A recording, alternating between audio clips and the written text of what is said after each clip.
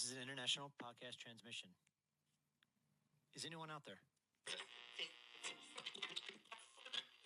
If you're listening, you've reached the No Fixed Agenda podcast. Let's skip over. Let's get to the good stuff. Oh, We're with Alyssa Clark today. Yes. And Alyssa, thank you so much for coming in. You are ultra runner, running coach, podcaster, a little bit of jack of all trades or a Jill of all trades, if you will. So I wanted to sit down with you and hear a little bit more of your story. And you're an ultra runner, so we were talking a little bit about my trail race that just happened yesterday. And so I kind of wanted to get a little bit of that, but I want to start off by kind of, we haven't done this in a while. We haven't. I thought about this. I was wondering, dude. I don't know how much of any of our episodes you've listened to, and you can lie to us and say we've listened to every one of them. That's fine. Or you can tell us the truth. Or you tell us the truth. I have not. Give you crap about it, I've not listened to much. There you go. So Well, I am excited. Okay. Yes, I'm ready to that's go. Awesome. So We're true to our word, by the way. What we like to do, we haven't done in a while, and I don't know why, but it's kind of a elevator pitch, if you will. Okay. Meets tender also, right? Like what's going to get the listener to swipe right, swipe left on this conversation, be like, you know what? I'd like to hear more. I'm done. Right. So what is your Please don't say elevator something that makes them be done. No pressure. No pressure. Oh man. So yeah. what is something you would like listeners to know within like a 30 seconds pitch right now? Oh gosh. About you, about what you do, about life in general, your mantra, whatever it is. What's going to get people to listen in? I think the most interesting thing about me is that I have 2 cats that we adopted from Italy, and their names are Michael Scott and Dwight Schrute. There you go. All right. If you're a cat person, keep on listening. Or an Office fan. Yeah, or an Office fan. trying. Yeah. Or someone who likes Italian food. Yeah, You know, exactly. there's There's there a you go. lot of different layers you could go Yeah. with. I like it. I like it. Okay. So you live in San Diego now. Are you originally from this area? I am from Vermont, and let me Vermont. tell you, hearing the snowstorm and seeing all the comments from my athletes, from my family being like, it is so cold, it is so snowy. I'm like, I could live here my whole life. And I'd be so happy. Yeah, 70 and sunny. It's so awful. So you don't Yeah. complain when Rough. it gets down to like 42 degrees down in California. No, but I do get cold because I am soft. Now I am so soft. You were born and raised in Vermont, though. I was. So born and raised in Vermont, grew up all East Coast, went to school in Massachusetts. And actually, let's see, a month after graduating, I packed up and moved to Hawaii. And I met my husband there and have lived in Southern Italy, Florida, Central California, and then Southern California. So I Damn. have lived in very warm You areas, live in some good spots. good spots. Except for Florida. Except for Central California, too.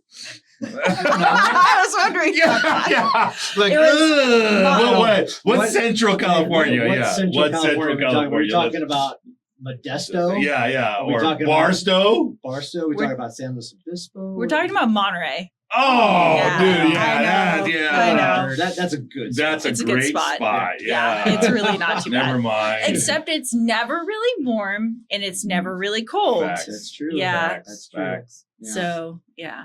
And Florida. I'm so sorry, Florida listeners, but like I'm good. We did it. We did our know. time. What part of Florida? Panama City Beach. Oh, yeah. The thing my husband was doing was super cool, but I was honestly so sad. I was like, I need to stand on top of something tall. Like, where's the tallest thing I can find? Because there's no mountains. Yeah. Like, there's a Cedar Summit, and it's 50 miles and 300 feet of elevation God. gain. Wow, what a climb. What a climb. We like sneeze. Yeah, Get 300 feet. I've said it before. It's God's waiting room. Honestly, That's where people do go to retire, sorry, bro. but They can't handle the heat. They can't handle the cold the most anymore. important thing is you're not there anymore. So, We're not there anymore, Yeah. and we should be here for a little while. So, what got you into the trail running and ultra running scene? So I grew up with a very adventurous family. My mom biked across the country, biked across Europe. She was just a really super active, like cross country skier. Her whole family just did endurance sports. And so she then met my dad, who was a triathlete, marathoner, and picture perfect. You get children that are interested in endurance, where it's like you go and hike 14 miles and that's just normal, or bike across Prince Edward Island. And so I just grew up thinking that was just the way we did it. And I think I was always a field sport player. So I played lacrosse in college. But I was always kind of in love with trails and really fell in love with running maybe about 10, 11 years old. Okay. And so when I graduated college, I said, I'm going to run a marathon. But I'd read this little book, Ultra Marathon Man, when I was 10. And for some reason that clicked in my head of, I want to do that one day. That is so, it's amazing to me how many people I talk to in the trail space that have read that book and they're like, you know what? It just spoke to me. It's interesting. Have you ever seen it? It's on my list. Okay. Actually, I just added it to my list because somebody at your race had brought it up. You might become an ultra runner, dude. I do got to screw loose, but you know not what? that Unfortunately, it's not that loose. There's still hope you can tighten it. It's loose. It's loose. Unfortunately, trail running also does not have a Clydesdale division, so we got to do something about it. I know. Man. You know, this is I know size discrimination here. I know. What I should do is I should just be the leader of the pack on that and just start a Clydesdale division. ERS Clydesdale division, bro. I would have podiumed this weekend. You would have. Yeah.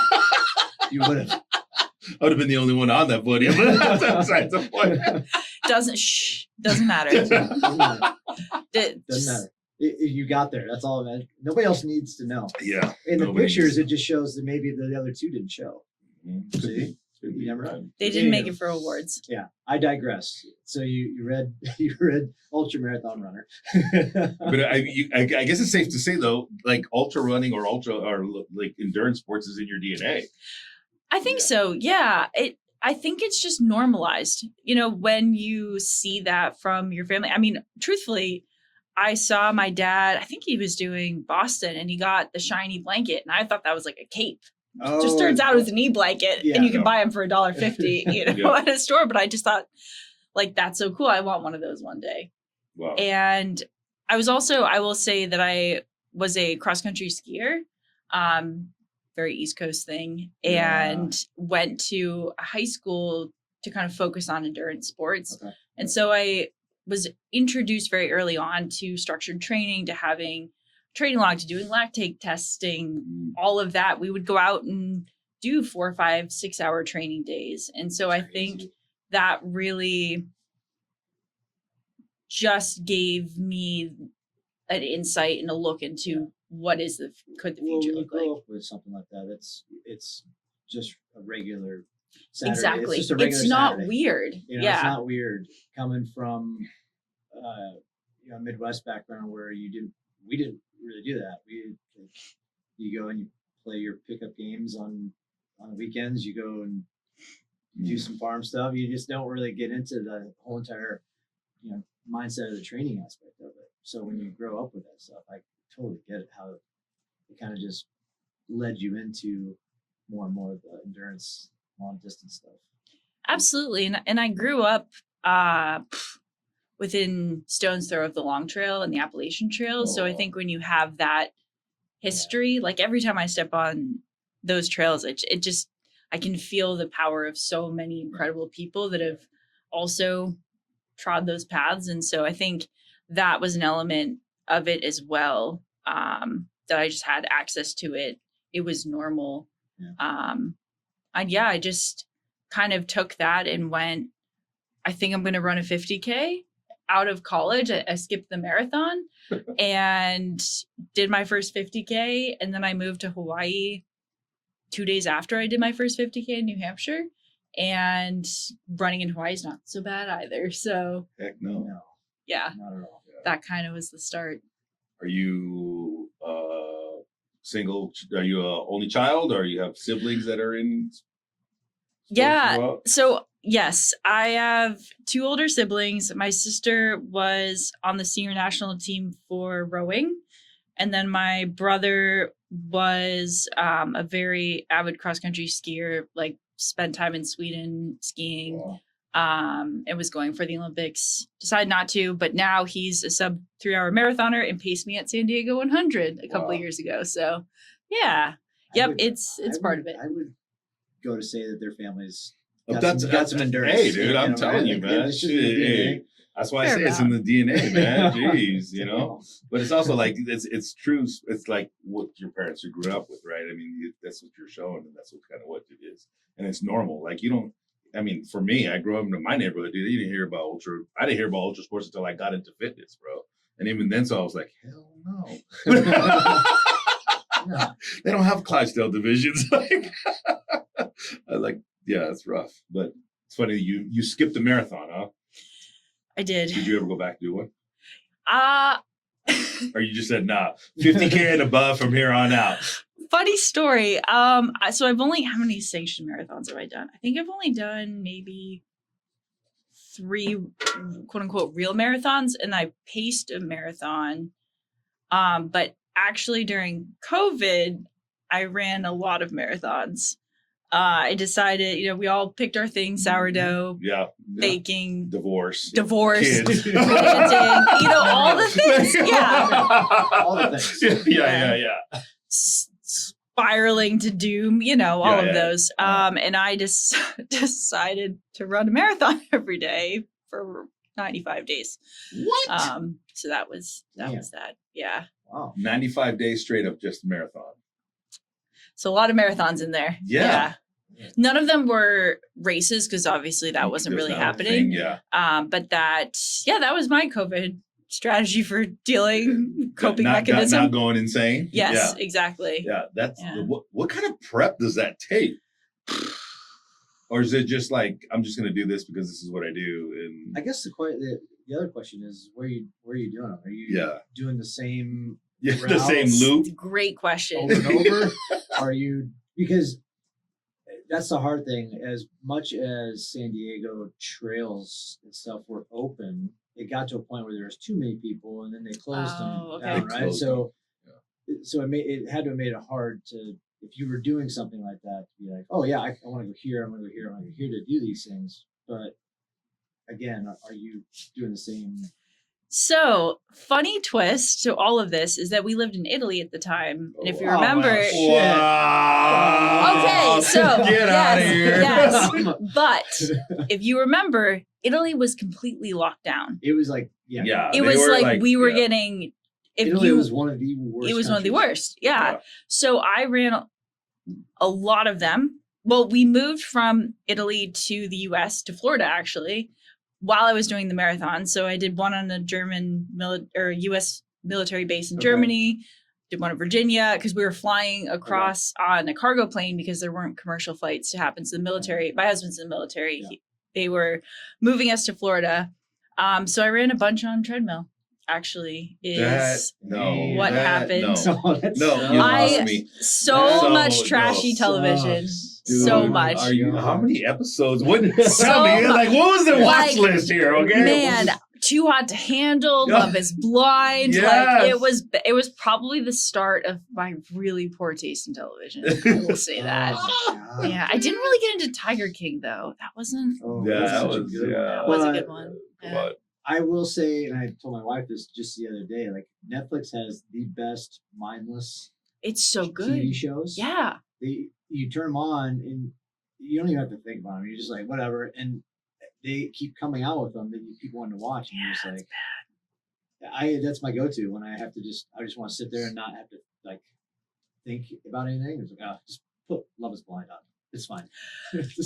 There are some though, I hate myself a little, or I like myself a little bit too much. I hate myself too much when I watch them, where I'm like, it's you don't so want to let bad. anybody know what you're watching. Well, no, basically. I will own the things, but there's some of them that go just a little bit too far of like, I can't. Am I this bad? You know, the one that I've actually gotten into recently Dear Lord. is Beast Games on Amazon Prime. Oh, I haven't So really gotten is to the this. Beast. So, Yeah. I don't know the guy's real name. I don't either. Just the Jimmy Beast. something, Yeah. I'm looking this up now. Anyway, dude. the Beast. So he signed this deal with Amazon. So he's got the Beast games, which it's now a second season, gave away like $10 million. He gives away so much in a money. reality show, Yeah. right? And then the second season he came out and did whatever.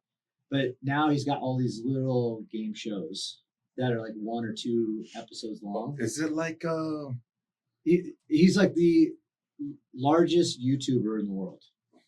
He's got like 113 million subscribers or something. Good He's Lord. stupid, and he makes all this money from YouTube. But yeah, so we're talking about mindless television. That's kind of what I'm stuck in, because he does these 1 or 2 episode like reality game shows. And you're just like, you get hooked. And you're just like, okay, next one. Like I just watched one about all YouTube influencers the other day, and who can win $1 million for their subscribers. Like, stupid. Again, I digress. Isn't that what we're here for? It is, and that's We are true to our name. That's all I'm going to say. we're all Love it. over the place. We're true to our name. But if you get a chance to watch those shows are interesting. But if you've got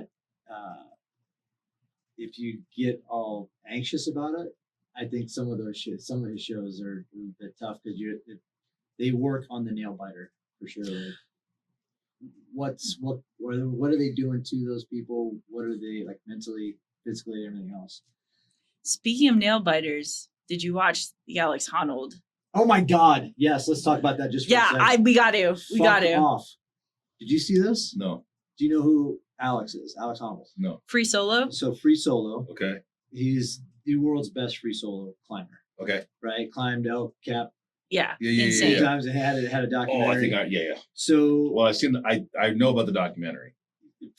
yes. Yes. So over the weekend, he decided that he was going to climb. Well, he not necessarily. I don't think he made the decision over the weekend. No, he didn't. Sorry, I'm just trying to shorten that. Yeah. No fair. Anyway, the whole entire point is he did this live on Netflix. Did what live? He climbed Taipei 101. Is that right? Yeah. Yeah, Taipei 101, which is one of the tallest buildings in the world. Yeah. And it's a building, not rock climbing. So he literally scaled this building. No ropes. No ropes. Nothing. All the way up. It was 135. It was like Stories? 15 or 1600 feet. Yeah, ridiculous. And they had like a tower at the top.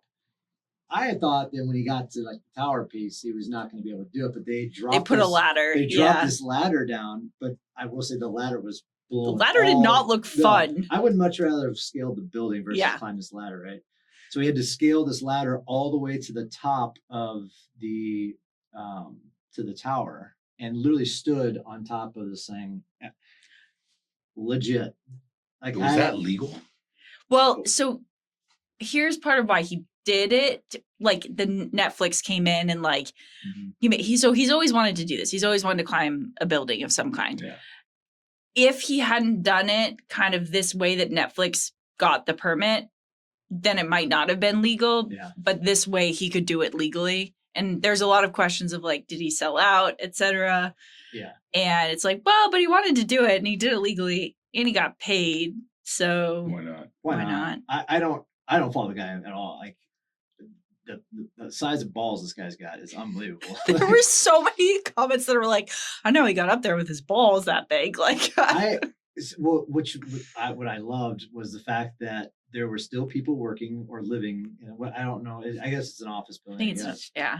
Anyway, there's still people working there, and as he's climbing up story by story, there's people in the windows like taking pictures, and he's like high-fiving people through the windows Right. and like posing for photos No. with people and stuff. Just the fact that you guys described this to me, my stomach turned. Bro. I just like I cannot fathom that. I couldn't, like, there were a couple times where like my pillow was over my face because I am a climber, not a great climber, but I do climb. It was harder than I thought it was going to be. Like my husband and I were both thinking, Like he's an excellent I mean, he's insanely good. So we thought this was like a walk in the park, which it was for him. But there were parts of it where we were like, wow, that's actually a lot harder than I thought it was going to be for him to do this on live television. Yeah. Holy shit. And I think he also played to the television to make it look a little bit harder in some of those spots. And I say that because they called the dragons on the dragons freaked me out. Didn't like that. But there was one portion next to a couple of the higher up dragons where it looked like there was kind of like a built-in ladder of sorts in the design of the building. He made sure he didn't use it. He made sure to actually scale the dragon versus climb over to the ladder aspect of it and scale it that way. He made it harder for himself in that sense. Yeah. So I think there was some things that he was definitely played up to the TV a little bit, but wanted the extra challenge of that. Definitely. And I don't fault him for any of it. I couldn't even watch the entire thing live. I was like, I had to watch 15, 20 minutes of it. And I was like, okay, I can't. Dude, I got to turn this off. I can't. And my wife was watching with me. She's got huge anxiety. She's like, I can't do it. She was like walking around watching TV. She's like, I can't sit here and just watch this guy climb. And then they're interviewing his wife, and I'm like, how the hell is she so calm? Well, she married a crazy dude, so it was unbelievable. Right? But I would totally suggest just kind of flipping through it. You can still watch it on Netflix. They released it, yeah. And you can I would just kind of fast scroll through it. And some of the parts that it took him, it was only an hour and a half. I thought it was going to be longer. 2. Yeah. He kind of cruised up it. So that reminds me of that one episode or that one show that they came out on Netflix. Was that Sky Love or something like that? They were like, oh, you know what I'm talking about? You're talking about the couple that went building to building by the slack line. Oh, geez. Is that what you're talking about? Yeah. No. There's another one. They would actually, it was a couple, same couple. They would just go and find buildings to climb illegally. Oh, yes. Yeah, I did see that. Okay. Yeah. So they climbed one illegal, and I don't remember what country it was in, and then they had to hide out at the top of the tower for like 3 days or something. Yeah, just to get up on the top. Just to get up on the top. This was all illegal. I did see this. And it was on Netflix. So I don't know how they did it, but I was like, and even that show I couldn't even finish watching. I was just like, I can't watch this. They're sitting there doing these pictures or making out at the top of this tower that I'm like, good Lord, I know. Did you see the selfies from the guys that actually installed all of the rigging? All the rigging? No, I haven't. There was a guy that was at the top of the spire that took a selfie up there. I mean, he's obviously attached to everything, but then you could see the guys dropping all the lines and everything else, and he took one too. And I'm like, how people are standing or sitting, even he was just sitting there, but I'm like, because that's what we were talking about, is like somebody had to go up there and attach all the lines, all the TV, the camera stuff and everything else. So what's interesting about that is that so a lot of the people that were filming are some of his best friends. Yeah. They're all incredible climbers. Yeah. They've been with him through all of these different projects. So it's kind of cool to see them getting probably a really amazing opportunity through Netflix, et cetera, off of kind of like the journey with Alex. Yeah. But when he finished, Cody, my husband, and I were just like, oh man, they have so much rigging to undo now. Like that's going to be such a long project. How long is that going to take? Yeah, forever. Anyway, so mindless television. So I stick to like murder mysteries for mindless television, bro. That stuff would keep me up. But the murder doesn't? Yeah. I grew up in around that kind of stuff. They say if you watch horror movies and stuff for fun and just go right to bed, you're kind of a psychopath. Then I'm a psychopath, dude. Yeah. They're not really, just murder mystery. Or you like true crime. Like true crime. Oh, okay, that kind that's of stuff. completely different. Yeah. True documentaries and stuff like that. I mean, I watched, I can't remember what the last one was. It was about a guy who was able to go back and forth, and he was trying to prevent the Kennedy assassination. That was my mindless show. I just would just sit there, nod out, go to sleep. It's time to go to bed. Is this a TV show or It's is a it? Netflix show. Oh, it's the whatever the date is, the 12. Yeah. 11/26 or something like that. Yeah. So the whole premise is that he has a friend who owns a diner, and in this diner is a closet that takes him into the same time, 1960s.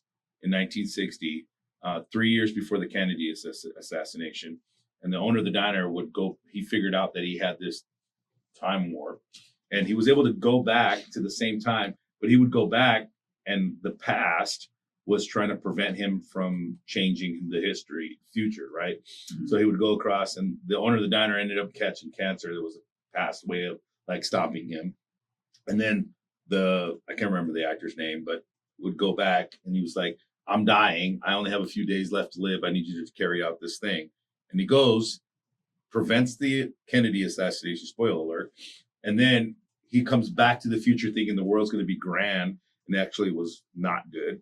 Like the United States had been bombed several times, right? And so he goes back to undo what he worked so hard to do throughout the series, and that's mindless TV for me, bro. Oh, okay. So yeah. Well, now that everybody knows what we like to watch, let's get back to Alyssa. Yeah, please, as we digress. Let's talk about coaching a little bit. So, were you coaching before you got hooked in with Joe and Everyday Ultra stuff? Yeah, so I've been coaching. This will be my, we'll say like 7th year coaching. Okay. So I was working, when we were over in Italy, there's very few job opportunities for spouses. So I started working for the fitness division of the Navy. So I ran one of the gyms over there, taught classes, coached some people through that. And I'd done some coaching, just like lacrosse players, all of that. And then kind of COVID happened, et cetera. I had a few people be like, well, like you have that experience. I had personal training certs, a few other things. It's like, well, I'll start coaching ultra runners just on my own. Because I was a high school teacher for a few years. Oh. Yeah, in Monterey in particular, and Hawaii as well. And then that I was coaching kind of on the side because I pretty sure I have at least 4 to 5 jobs at all times. I literally had this moment this morning. I was like, my brain likes chaos. I think I have to accept that. Like it just, lean into it, baby. It's your superpower. Yeah. I love, I'm always, there's always 1,000 things kind of going on and happening. So yeah, I'm generally working about 4 to 5 jobs at a time. Nice. None of which all of them are fun. Yeah. Like I enjoy every one of them. They haven't always been fun, but they are now. So coaching I've kind of been doing on the side, and then 2022, maybe, I think it was 22, 23. I actually quit teaching and went to coaching for another company called Uphill Athlete, which has a couple of books out. And then they're more of the mountain sports side of things. So I coached mountaineers, alpinists, ice climbers, skiers, rock climbers. So when I moved to Joe's company, which happened only a couple of months ago, he's primarily runners. Yeah. And I love coaching mountain athletes. They are a lot of work it's a lot of work to coach that many different sports. There's just a lot of different modalities and training. And like, yes, the principles remain the same, but like it just takes, it's not the easiest to have that many different types of athletes. And so I wanted to focus more on just runners with Joe. So that was one of the reasons why I switched to coaching companies was, hey, I'm a runner. And I do a lot of other mountain sports, but like it's easiest for me to coach runners. I'm going to kind of stay in this lane so I can also put a lot more into my professional running career. Has your experience in coaching other mountain sports, how does that adjust the way you coach ultra runners? Does that play into a factor? Like, oh, well, if you had X, Y, and Z skills, or if you focused on this or whatever, does that help out with the way you coach those athletes? Yeah, I think, strength is kind of a non-negotiable for me. My runners are doing strength at least once a week, should be twice, which I think not all running coaches really subscribe to that. I think we're getting there where we do realize it's important, but I think there's still a little bit of a gap. Yeah, I I would agree with that.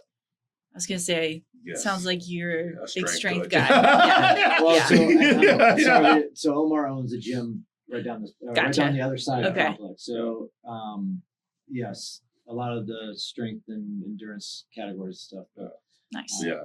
So yes, go ahead. Yeah, no, so I just think it's so important. And mountaineering strength is literally like, can you walk uphill with 50 pounds on your back? Yep. And do you have the muscular endurance to figure it out? So leaning into kind of the muscular endurance piece of things, that definitely is translated over from the more mountain sports. Yeah. Also, I would say that I really emphasize safety and being a good mountain athlete over a good runner in many ways, where people go out into the mountains and they're like, whoa, it's 70 degrees and beautiful out, and I'm going to go run to the top of Whitney and back. And you're like, Yeah. it's freaking 20 degrees on the top of Whitney. And you Yeah. didn't bring, you brought a windbreaker and how a many Cliff times Bar. has that happened? Yeah. Guess what? That Cliff Bar is frozen. The Yeah. windbreaker blew off. Yeah. Like, Yeah. you're an idiot. Yeah. So I think that part of, and I've spent a lot of time. I've been on search and rescue for a bit, like safety, risk management, like that whole part of running. Because I think people get into running often from a road running background, or they see it on Instagram, which is amazing. We love that. But if you're going to go do big things in the mountains, a race does not keep you, it keeps you safer, but it is not this, like, there's a bubble around you now that I'm gonna nothing have can help. happen. Yeah. Exactly. Well, that help could be freaking 3 hours away. Like, Yeah. as much as they're trying to do, like, you have to be smart and you have to be self-sufficient. So that's something I talk a lot about with my athletes as well, is like, don't be a dumbass in the mountains. Which is a bit harsh, but also like You it coined that phrase, prevents. by the way. Put on my shirt. Yeah. That's gonna be my podcast. Yeah, Don't be a dumbass. But I mean, having seen the other side of what risk you put other people in when you are not prepared is something that I take That's an very interesting seriously. take. That is an amazing take. That's one of the things that That's race strategy. from a all race the strategy, time. just from a bare minimum perspective, the thing that I have to tell people is, listen, if you're listening to music and you're climbing a mountain, turn off the music. You can handle Bone conducting headphones at the very Yeah. least. Yeah, exactly. Yeah. Yeah, bone conducting headphones, or take one out. Take one whatever out. it is. Like, Yep. but if you're on a single track, and you're on a single track that's got some technicality to it, whether you're going uphill or downhill, people are trying to get around you. People are trying to navigate what else is going on around. And so at bare minimum, that's what I tell our runners at the beginning of the race. Like, listen, there are some technical spots. Like, people need to get around you. Don't be the dumbass that's just like, like, and slowing everybody down behind you, or putting other people at risk because you're not paying attention. Yeah. So totally get that. And I think that more runners need to hear that type of stuff. Like you said. Yeah, I mean, I would love to, one of the things, again, wearing many hats is one of the things I'd love to do, is increase the amount of, like, hey, here's a day where we just talk about basic mountain safety. Like, how do you get yourself out of these positions? Always bring an e-blanket. You'll look cool. It's shiny. It's a cape, Yeah. Always bring a filter bottle, even though we live in SoCal, Yeah. or sometimes there's water. Yeah. Bring a little bit extra food. Know how to use an inReach. Like, the amount of people is shocking to me who don't know how to use like a mapping app, like a Gaia, an Onyx, something like that. Like, have that downloaded that works when you're offline, or like put the map on your watch. Like, we have so many tools that I would love to just teach some basic mountain safety so that people don't have to rely on already stress systems for rescue. Well, I think it's also tricky is we're information now society, and you're so connected to your phone that people just assume that your phone is going to work on top of Whitney. Yeah. Right. There's and no be cell like, phone towers and up there. be like, oh yeah, it'll be fine. I'll have service the entire way, and you get kind of immediately get disconnected when you get into those areas and stuff. And I think we don't really understand like, okay, we need to learn what, how to operate, a compass or whatever it is. Like, we need to figure out where the heck we are. We need to figure out how we can get help if we need to, right? And I think it's very important that some of those come into play from a coaching perspective. Chatty Daddy can only save you so much. Yes. Yeah. 100%. I wouldn't have the slightest clue what it would take to take somebody like the scale of athletes that you normally get. Are they usually just typical like marathon runners, 10K runners? They're like, hey, by the way, I want to do a mountain trail or a 100-mile up top. Yeah, what is your avatar client that will come to you? Gosh, well, it's changed. Okay. From when I moved companies. It used to be wealthy business person wants to scale big mountain. No, that's nice. Yeah. But interesting levels of commitment work. If you pay enough money, you can make it happen type mentality. Now, I would say probably, I mean, there is a range, but kind of the athlete that I love the most is like hardworking nurse, has a family, wants to run their first 100K in Arizona and doesn't have a ton of free time, is very committed. This is a little bit, they're investing financially into this. Like they want to make it happen. And I'm helping them figure out carbs per hour, figure out their shoes. How do we build the mileage with keeping you healthy? So that's more of actually the athlete I work with. And I love working with that athlete because A, they haven't developed a ton of bad habits.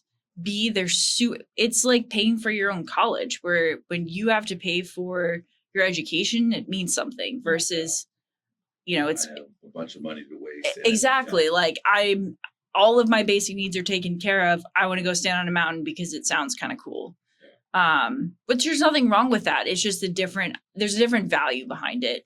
And also like, hey, I'm doing it because I want my kids to see what they're capable of. And I'm running on the treadmill at 9:00 at night. That's meaningful. It's so meaningful. Yeah. So that's the athlete I work with now. And that's the athlete I actually don't work with a lot of elite athletes, like very, very few, because I'm in the arena and I don't want to be in the arena with the person I'm coaching. I think objectively it's very hard from a competitor standpoint. Yeah. I think I've always kind of wondered that. Yeah. I know people that are coaches and still race elite level.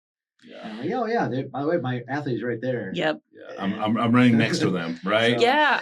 I just think a little bit of a conflict in my opinion. Yeah. And I think a few people can do, I think a few people can do it.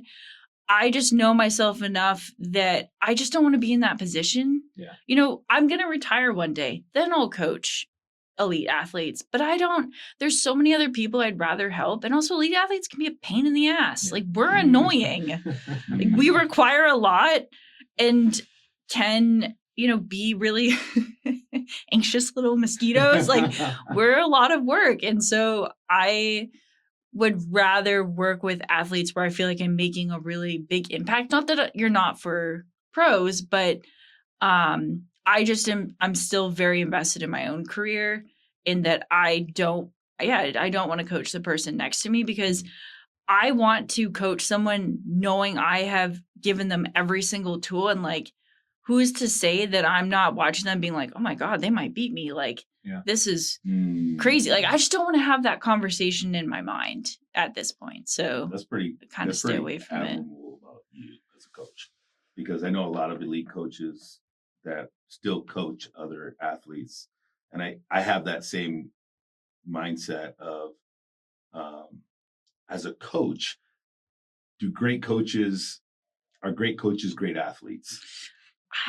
You follow what I'm saying? Yeah, like, no, a lot of times, you know what I mean? no. Like it's so freaking hard, dude. Yeah. Because I've seen a lot of great athletes become coaches or are coaches, and a lot of times great athletes, just because they're a great athlete, doesn't make them a great coach.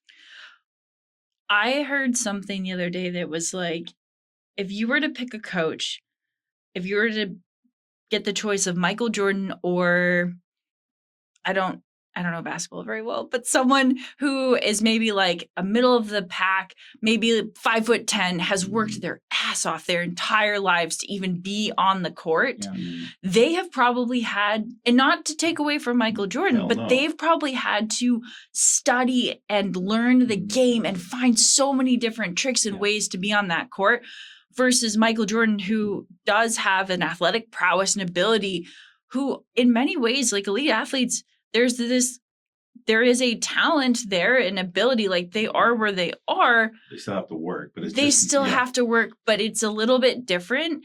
And they might not understand how to coach someone to get there versus the person who has spent their entire lives having to learn the craft to the best of the ability. Yeah. And that's the struggle. I think you're spot on when you say you don't want to coach other elite athletes because you're in the arena itself.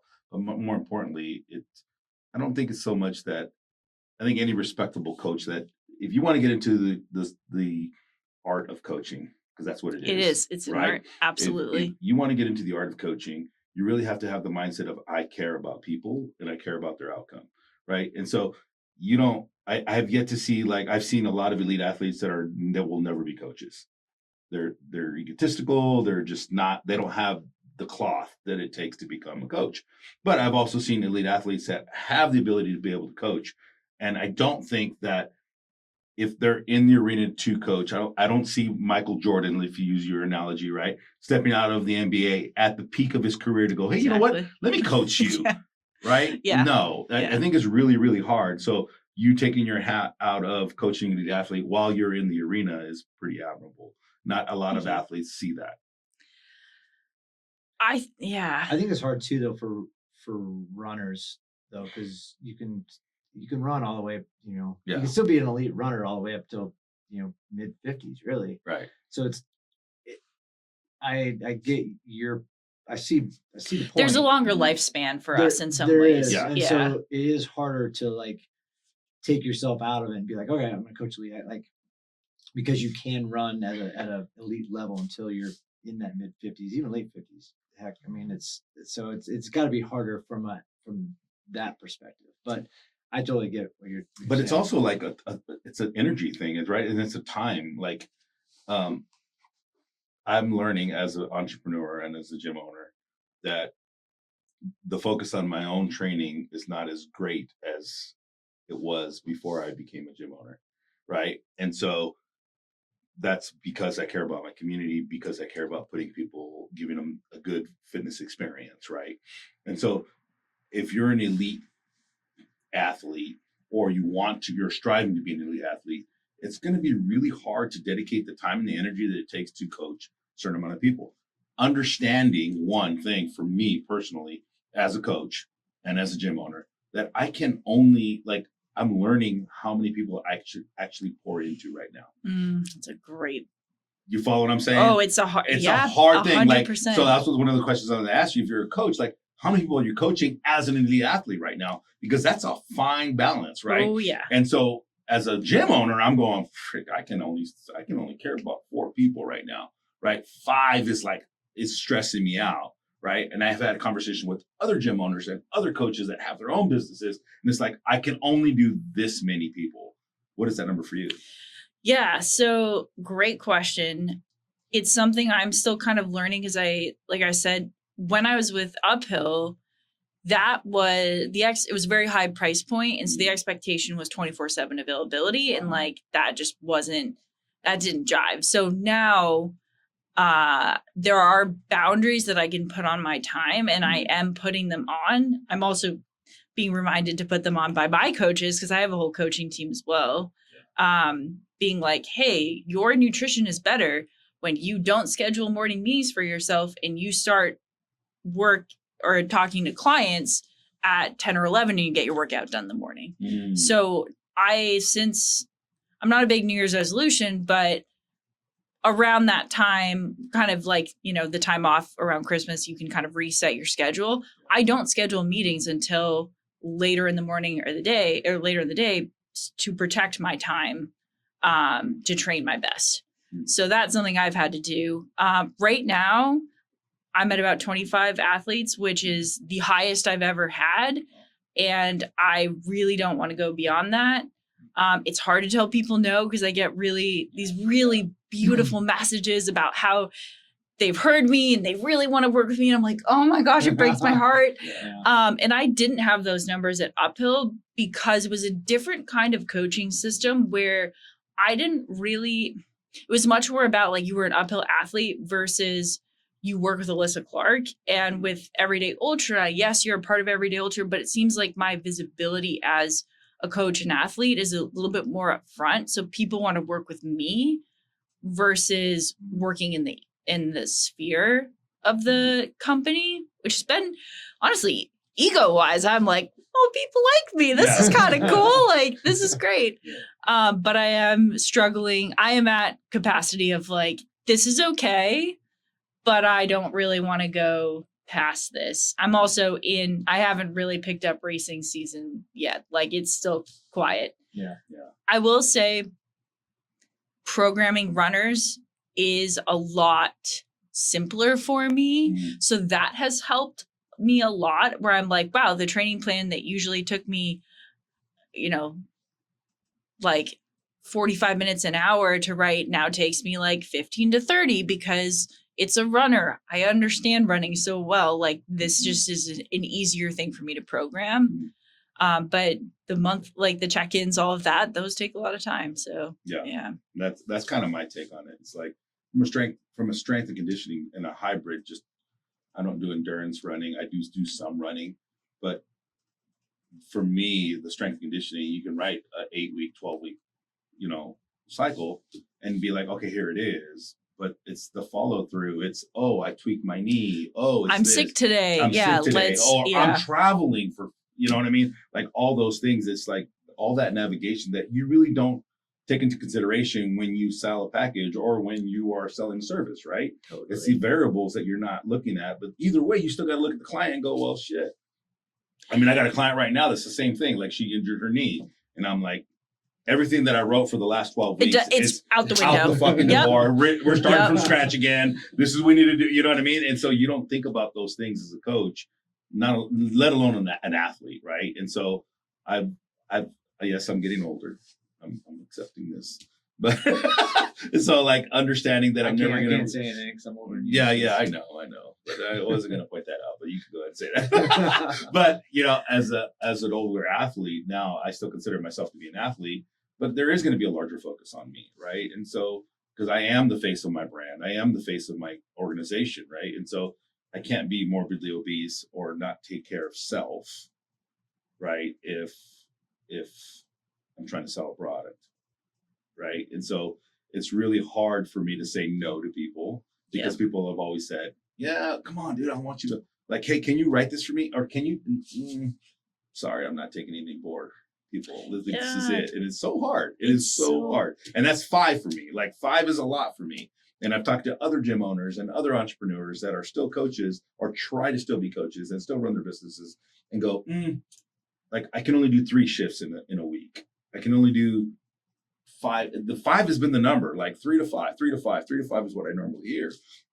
But that was interesting for me to ask you that question from an athlete perspective. Once you think season starts to pick up for you, what do you think that load's going to look like for you?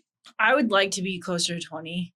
Okay. And and also, as you probably, I'm sure the same with races where onboarding athletes is the most time. Once you get in a pattern with someone, like, what you're writing for them, what it looks like, them very well, you've built that relationship, that trust, but man, it's that onboarding process that's really hard. And I feel so badly sometimes for athletes where it's like, you get a first impression of them and then it might be they got sick really easily or they have this injury that pops up and then you treat them with kid gloves and they're like, no, I'm fine. Like I'm really, it's just so funny how those impressions stick. And then you, have to kind of manage that throughout. Are you primarily all online or is this some of them in person? No, it's all online through Training Peaks. Training Peaks is the platform I was going to ask you the next That's platform. The platform. So have you used any other platform other than Training Peaks?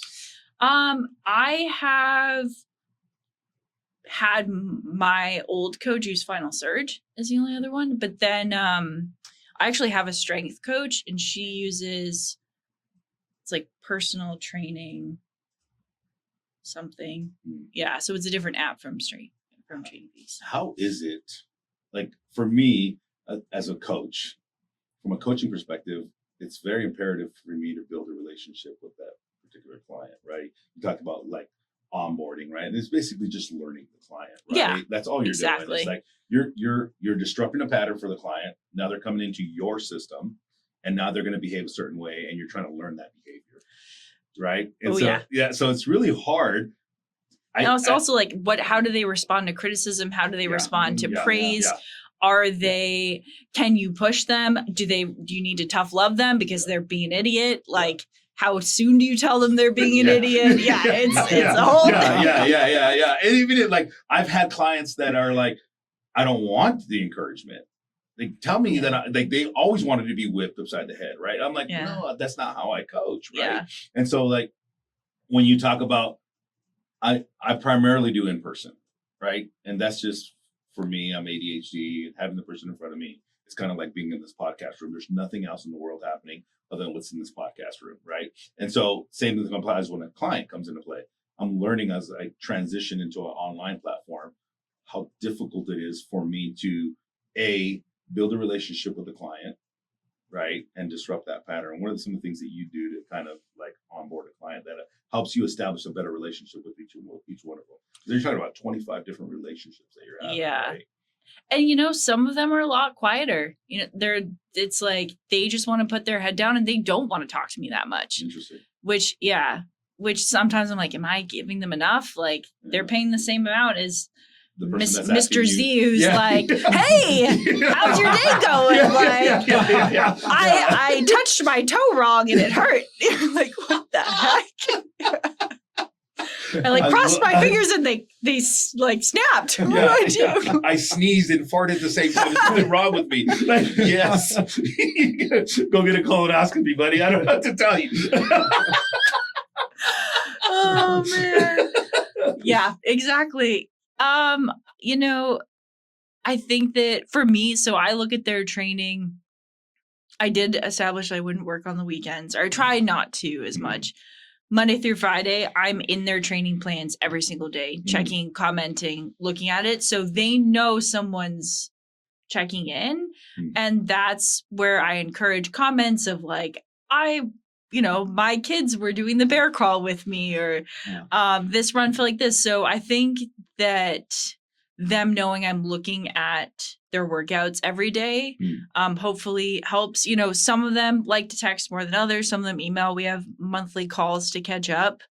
But I think a lot of it is like, I even had someone say, oh, wow, you really check my workouts and like look at my comments. I went, well, yeah, I hope so. Like, well, I don't know what you're paying me for other than that. It's not a set it and forget it program, buddy. Yeah, exactly.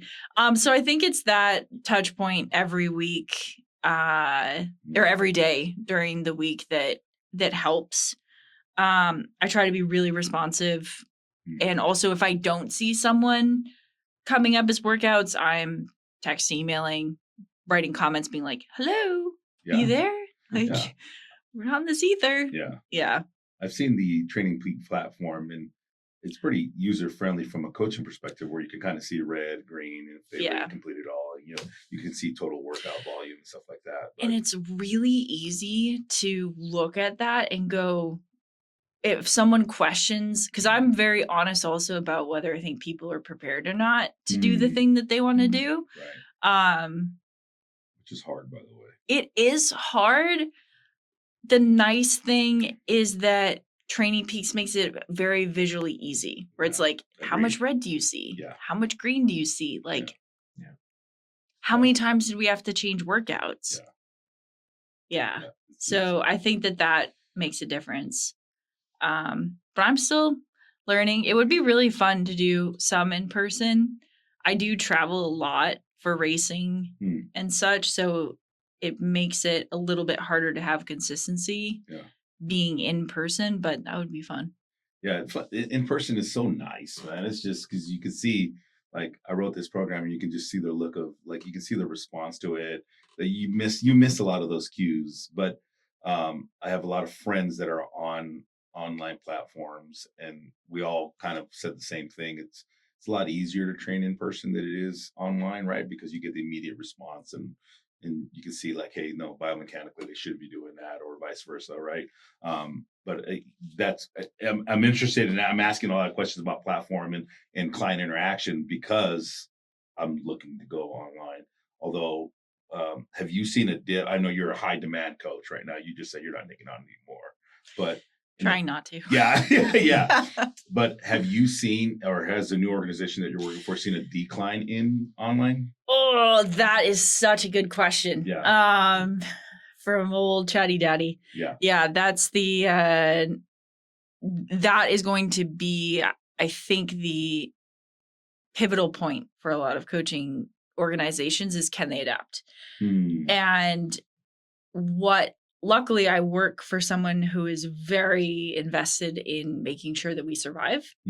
And a lot of that, so the kind of ecosystem of Everyday Ultra, which is the company I work for, is to create a Disney World type experience where people get a feeling they want to come back. And that's something you cannot replace with ChatGPT. And for us, that means a lot of touch points. So it's the one-on-one coaching. We have group coaching. We have a Discord. I send like a little welcome gift and handwritten note to everyone who signs up. They're putting on races, being at Dirt Circus, so when people come into the Everyday Ultra system, it's not just like, oh, there you go off with your coach. And maybe one coach does a great job and maybe another coach does an okay job. But it's kind of this like, hey, you're a part of a family, you're a part of a community, that when they show up at a start line, they're like, yeah, I'm an Everyday Ultra athlete. And like, here's someone else. So, we have meetups at races and things like that. So I think the weapon, we'll say, against, or the way to combat ChatGPT and the use of AI for training is the sense of community, the sense of belonging, where it's not just like you get a training plan. It's like you have someone who's got your back, a bunch of people who have your back, and you're a part of something bigger than yourself, which, if I'm honest, I think a lot of people will to run because they want to do something, be something bigger than themselves. So yeah, the ChatGPT aspect, do you understand the whole aspect of what she's talking about? Like they make great plans. Yeah, they do. It's the decline amazing. in services, dude, from an online perspective, is astronomical. Like a lot of the platforms that, we know Jenny Rudd and all these other people that are on other platforms, that they're seeing huge decline in online services and hiring online coaches due to ChatGPT. And it's scary. But it's another shift that the fitness industry is going into, right? And I think two things, like as COVID created this environment for people to shift to online platforms, right? And everybody had their own home gyms, and it's like, okay, cool. I'm just going to get an online coach and I'll do it my own, right? But I think also COVID created an environment of people desiring in-person connections. Yeah. And so, yes, they I'd buy 70% of my gym is outfitted from home gym equipment that no longer is being used. Right. And so that shifted into, okay, well, there's a desire for people to have human connection. Absolutely. And I think your company's on brand with that. Yes. I am not the mastermind behind this. This is Joe, went to business school. Yeah. I want to talk about this a little bit because Everyday Ultra started as a podcast. Wow. Wow. Yeah. So Joe's been ducking my calls. Oh, Joe, you call out, bro. Come on, Joe. Joe. He's on a cruise right now. I've tried to get him on the show, and he keeps on saying, well, next week. He is booking out till the end of February right now, but I will get up his ass. Don't you worry. Dude, please do. Yeah. So, my granddad Jill lives in Phoenix, so we'd have to do it. That's okay. We can drive to Phoenix, bro. But he's been ducking my calls. So anyway. All right. Everyday Ultra started as a hobby podcast for Joe because he had a full-time gig. Huh. And I will say that, and this kind of goes with what you're saying and how Everyday Ultra is kind of trying to make it a quote unquote Disney World experience, right? Joe has grown his podcast to one of the top ranked ultra podcast or trail running podcasts in the world. Wow. And I think it has a lot to do with his approach on everything and the way he quit his job and has now focused completely on creating an everyday ultra umbrella of everything. And I think everything has kind of worked hand in hand with you talking about the coaching aspect, the podcast, what he's doing outside of things like going to Dirt Circus and creating his own events, to build this ecosystem for clientele, if I'm not mistaken. Absolutely. So I know you just came on a couple months ago with Everyday Ultra. You're doing the podcast with him and part of the coaching stuff. Yeah. So I'll just say, to speak to numbers, I joined mid-October. I think I was announced as a coach maybe November 1st and filled with 25 athletes with a waiting list by January 6th. Wow. Yeah. We have hired, I think have brought on 5 or 6 new coaches in the last 2 months because everyone keeps filling to capacity, which is wild in this time where I think that it's this transition. we're up to 15 coaches or 18 something wild with the amount. I'm like, Joe, take a deep breath. He's like, we gotta go. I'm like, Joe, we're already stop. Take a breath. let's take a beat for a second. But it's incredible growth. So my position when he approached me about joining the team, like I said, I like to wear a lot of hats. I was like, I was the podcast host and producer for Uphill Athlete. I also was the director of training plans. So I've written a lot of stock training plans over the years. I've updated them. I've spent way too much of my life in Training Peaks. Love them though. They're great. And so when Joe approached me, I was like, well, but I want to be more than just a coach. I want to have a stake in the business beyond that. And so I'm the chief creative and community officer is kind of the position we named, which basically, yes. Here we go. I was like, well, I'm kind of creative and blah. And he's like, yeah. I'm like, this is made up, but we're okay with it. Okay. Yeah, we're it's okay a title. with it. We're good. Yeah. You know what you're doing. Yeah. So I help with the podcast. I help with podcast partnerships because I actually do another hat I wear is I'm starting to get into the agent world and space and working with brand partnerships. And then I kind of manage the Discord and the community pieces, send things out to new clients and develop kind of new ways for us to get leads, go to things like Dirt Circus. So kind of how do we cultivate the community aspect? So that's a part of it as well. So that's a lot of hats. So many hats. So many hats. But you like that. Chaos. I do like it. Love it. Yeah. Are you ADHD by any chance? Oh, 100%. Yes, I knew it, dude. I recognize another ADHD. I'm not. I should just get diagnosed because I've said this so many times. But it's there's absolutely no way if you followed my day, you this bitch. She is 100%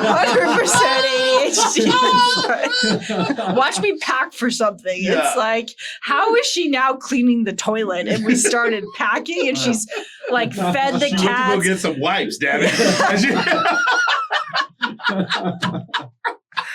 Yep.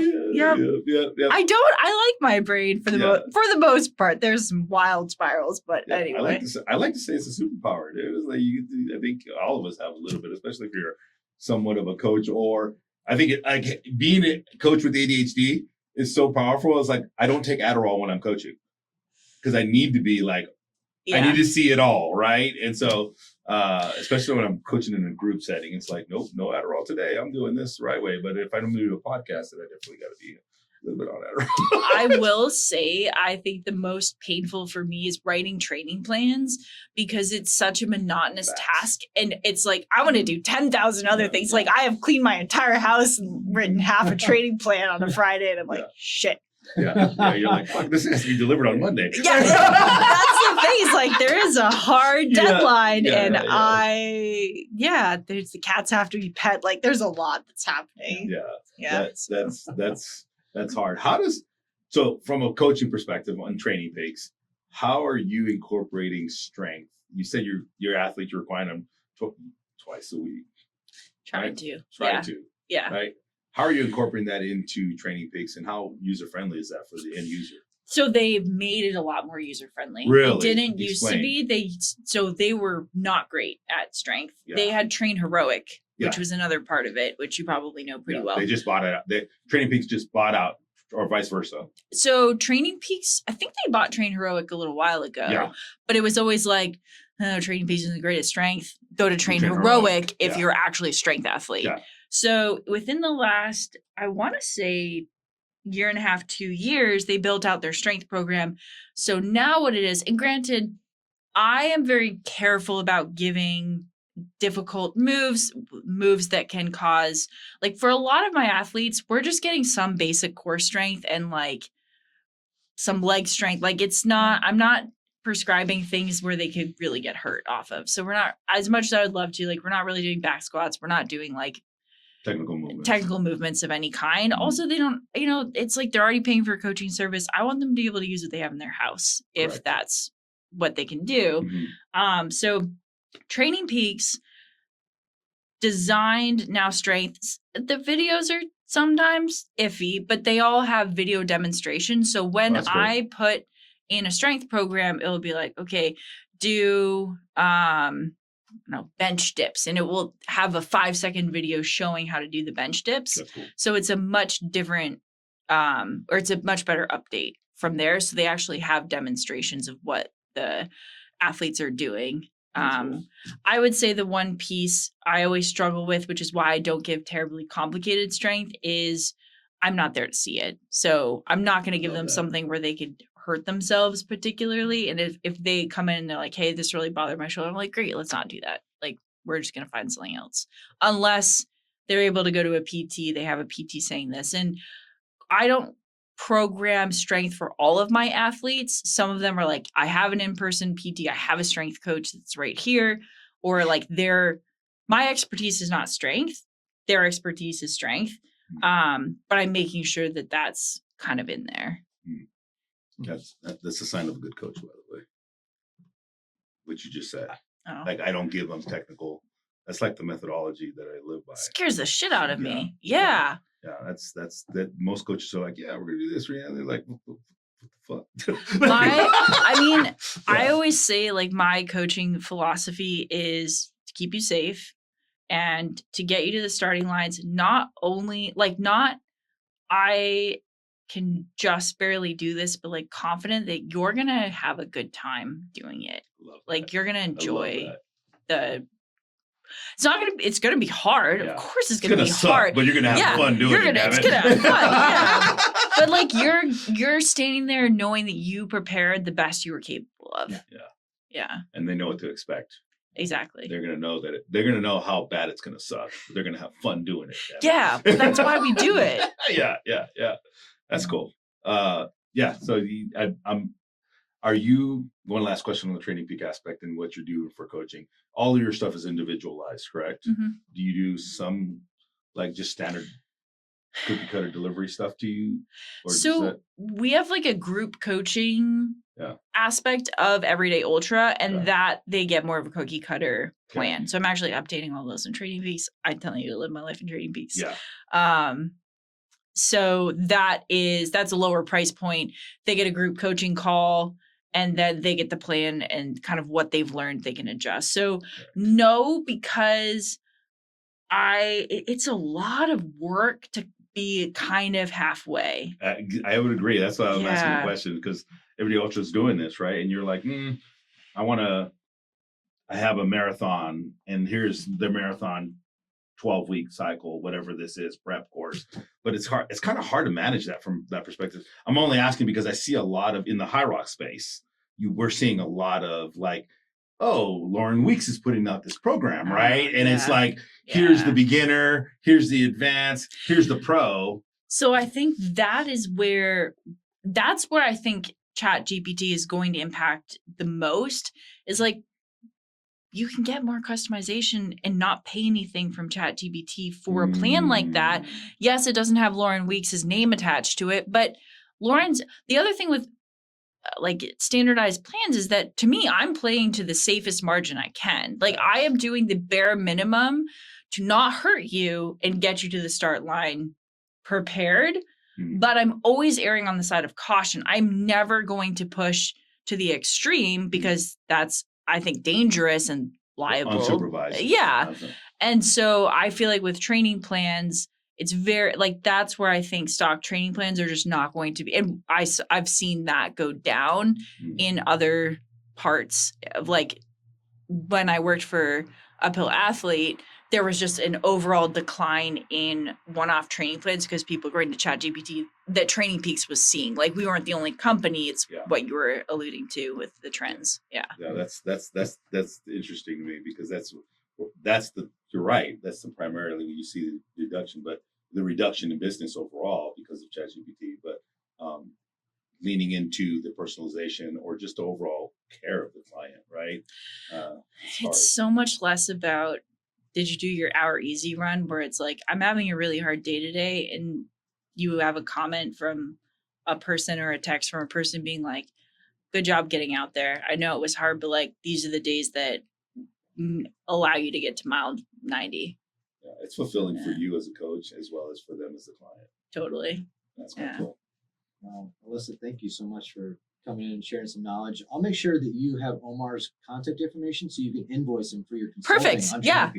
Yeah. It wasn't. Whoa. Yeah. It was for the audience, buddy. Oh, it was for the audience? audience. They want Really? to know about Alyssa. Hey, she might get a couple more clients knocking on her door, even though she'll decline them, right? Not like she needs I don't know them. about that. Yeah, because I'm a strength coach. I am not an endurance coach, right? That's okay. Yeah. You're asking. I just want to make sure that she's getting paid for her time. I agree. No, Consulting we're for hitting you up and Training Peaks. Peaks to sponsor this episode, right? Yes! Sponsored by Training Peaks. There we go. There are actually some good. Well, Kevin Goldberg works for them. I'm sure you know who Kevin is. I do. Yeah. Yeah. He works for Training Peaks. Mhm. Interesting. Yeah. Well, thank you. Thank you so I much. appreciate Alyssa. you coming Appreciate in. it. Oh, of course. And yes, relay to Joe that I will he's get on gotta his stop ass. ducking my calls. And Yeah. He's gonna have to get on this show here soon. Yeah, we want to know all about his organization and how he's creating Yeah. this and that. He's not the only one that's doing that. I've heard a lot of podcasters that are trying to mimic this all-in Disney approach to things, and that's kind of where it's going to, right? Impact Theory, the creator of supplement company. Oh, well, there's First Form that they're kind of doing because they have 75 hard, Right, but 75. Bear Nutrition. Bear Yeah. Nutrition, yeah, same Nick thing. Nick Bear's doing that. Yeah. Yeah. So there's like all these companies that are doing it. It's kind of cool. So I'd be interested to see what you guys come up with. Yeah. And one day in my off season, I've been kind of itching to do a high rock, so maybe I'll hit you guys up.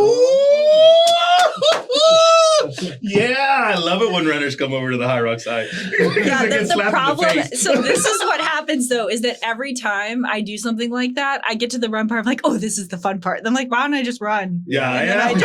I just go do a running race. High Rocks is a running sport. It is Yeah. a running sport. It's a compromised running sport. Yeah, no, Yeah. I would totally do one. It Yeah. looks really fun. It is fun. It's super Yeah. fun. It's just they've done a really phenomenal job with building the community, like we've been talking about. But Yeah. you feel like a superstar when you're there. So Yeah, I love that. And also I love that they have taken out, and I don't know what the injury rate is, but it seems like they've taken out a lot. Like, I always just had a real problem with doing complex lifts as fast as you can. I feel like that's really scary. Well, I think So- that's the beauty about High Rocks versus a CrossFit. Is yes. the fact I that wasn't you- naming anything, No, but that's that's all fine. right. It's We been can talk talked about it. Yeah, plenty this will be times, 100 times here. But they've standardized it to be yes. like X, Y, and Z is what you're going to do. These are your movements. This is how you prepare for it. Versus CrossFit, you're going in blind until like 2 days prior to the event, Mhm. right? And you're like, oh, okay, I haven't trained any of that. Yeah.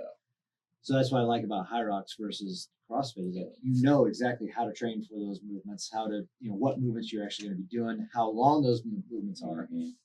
So it's kind of nice that way. From a coaching perspective, it's awesome. Right? Yeah. You're just coaching endurance, and they're not going to be on the course for more than 2 hours. So you realistically you train them for like in the muscular endurance of like 60 to 90 minutes, right? And they're going to be fine, right? Because the barrier of entry from a technical perspective is so low in regards to, in comparison to like CrossFit games type thing. Yeah. So they've done a phenomenal job with that. So Anyway, thank you very much. Of course. Alyssa. Thanks for having me. Yeah.